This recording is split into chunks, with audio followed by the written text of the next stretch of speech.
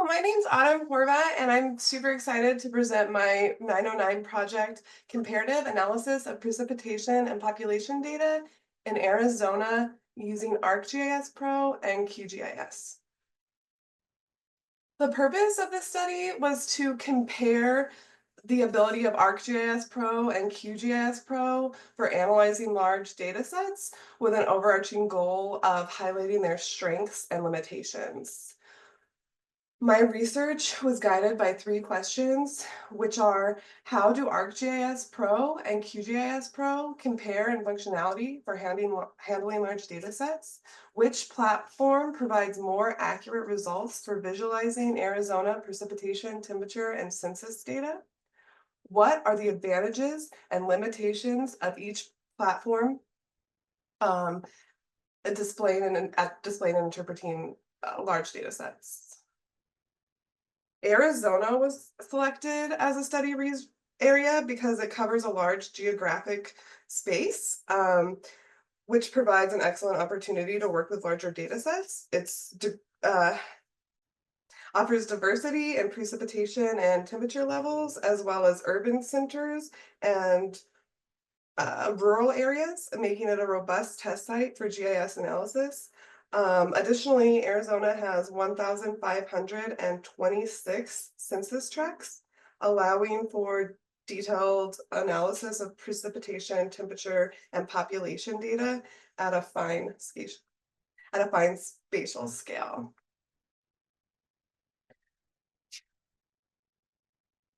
My analysis had two stages: a raster analysis with precipitation and temperature data from Prison Climate Group, as well as a vector analysis with population and income data from the US Census Bureau. Raster and vector data are both commonly used for GIS analysis, as well as PRISM and US Census data. So this gave real world conditions, making them ideal for comparing both QGIS and ArcGIS Pro. So the first stage was the raster analysis, and the initial step there was clipping the precipitation, mean annual temperature, and annual mean precipitation data from 2010, 2015, and 2020. Both ArcGIS Pro and QGIS offer a raster clipping tool, and they function very similarly. The next step was unit conversion, where precipitation was converted from millimeters to inches, and temperature was converted from Celsius to Fahrenheit using a raster calculator in both platforms. The next step was zonal statistics calculation. ArcGIS for the mean precipitation and temperature levels within each census tract. ArcGIS Pro has a built-in zonal statistic tool, while QGIS requires an additional plugin, but both follow the same workflow. The last step for the raster analysis was data visualization.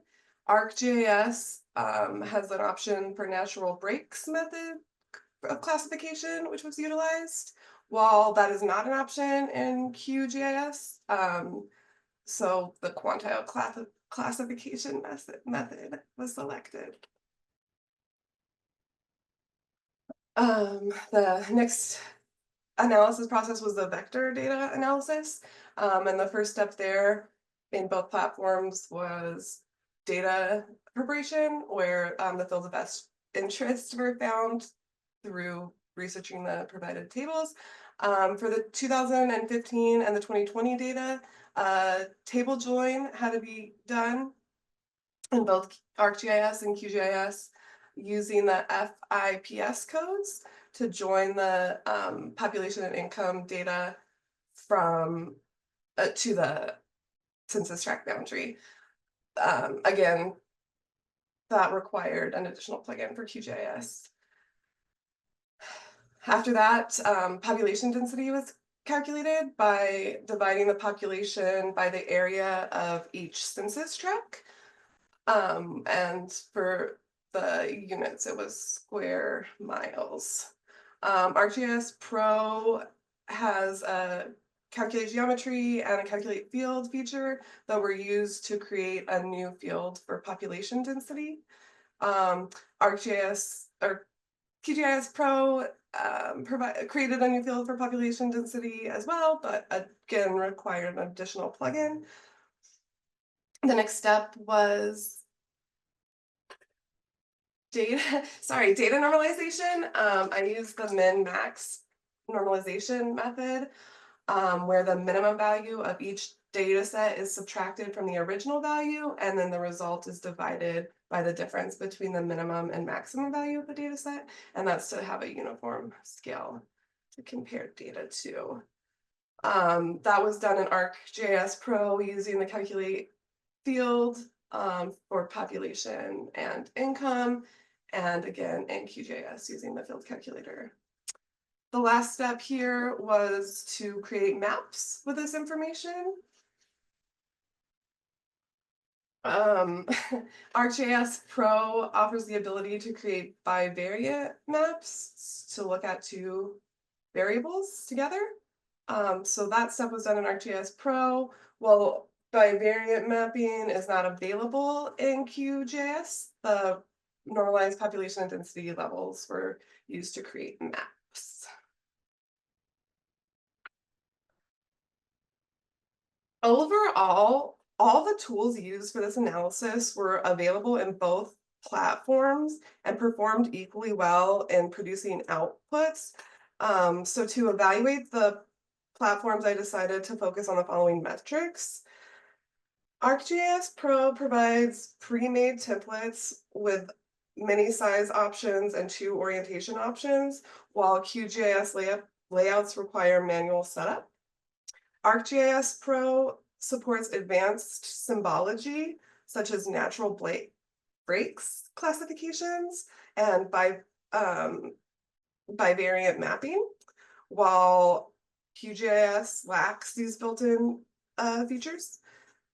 ArcGIS Pro offers highly customizable legends, including options for fonts, base maps, scale bars, and north arrows, whereas QGIS offers more basic standard options. ArcGIS Pro has a built-in tool history, which allows users to revisit past tools utilized. That is not a feature available on QGIS.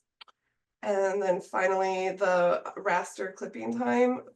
Reliably through this analysis, all clipped rasters took less than 5 seconds with an average of just over 2 seconds, while ArcGIS Pro took approximately 9 minutes for each raster that I clipped. So ArcGIS Pro and QGIS Pro both perform similarly in raster and vector data processing. However, QGIS outperforms ArcGIS in terms of speed of raster clipping. ArcGIS Pro offers advanced layouts options, symbology options, and customizable legend and scale bars, making it ideal for creating detailed layouts. On the other hand, QGIS provides an open source analysis tool at no cost, making it highly acceptable for all users. Focusing on the research questions that guided my study overall, in terms of functionality, both data sets, both platforms handle large data sets effectively. However, QGIS is faster for raster clipping.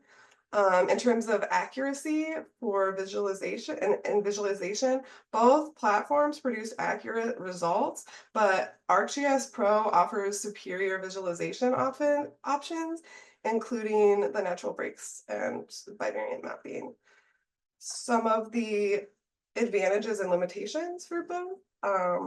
ArcGIS Pro's advantages are advanced symbology options, customizable layouts, including base maps and scale bars, built-in tool history, and pre-made templates, with the limitations as slightly lower processing speed and an expensive license to operate.